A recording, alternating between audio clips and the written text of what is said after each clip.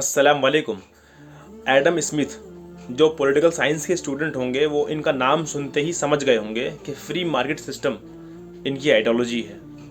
तो लिहाजा मैं आपको इनके शब्द बताता हूँ जो इन्होंने खिलाफत के बारे में बताए हैं।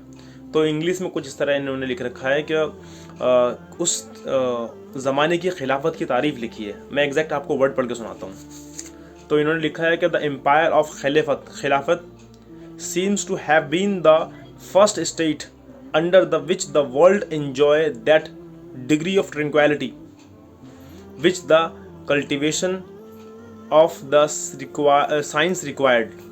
It was under the protection of those generous and magnificent princes that the ancient philosophy and astronomy of the Greek were restored and established in the East.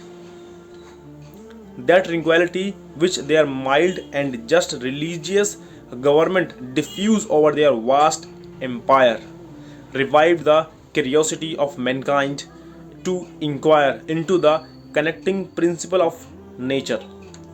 इनकी ये बात थी, ये पूरा लिखा हुआ है इसका, ठीक है। और इस वीडियो के अंदर मैं बता रहा हूँ कि किस तरीके से एक बहुत ही बड़े इकोनॉमिस्ट ने खिलाफत के सिस्टम की तारीफ़ की। देखिए क्या होता है, क्या जो एजुकेटेड होते हैं ना, जो एजुकेशन पर फोकस करते हैं, तो वही लोग ये जान भी पाते हैं कि असल में कितनी ज़रूरी चीज़ है कि आप सब धर्मों के बारे में, सब आइडियोलॉजी के बारे में और सब तरह की फ़िलॉसफी के बारे में आप जानें, उसके बाद ही आप किसी नतीजे तक पहुंच सकते हैं। तो एडम स्मिथ बताते हैं कि खिलाफत के ज़माने में इतनी स्टेबिलिटी आ गई थी इकोनॉमी के अंदर, इतनी प्रोस्पेरिटी आ गई थी समाज के अंदर कि जिससे कि लोगों को साइंस रिसर्च के करने का समय भी मिला और उसमें उन्होंने बहुत उपलब्धि पाई। एक बुक है जिसका नाम है 101 इन्वेंशन। तो वो किताब असल में इन मुस्लिम समाज में मुस्लिम वैज्ञानिकों ने क्या क्या खोज करी है, क्या क्या उस पर रिसर्च करी है, उसमें बहुत अच्छी तरह बता रखा है।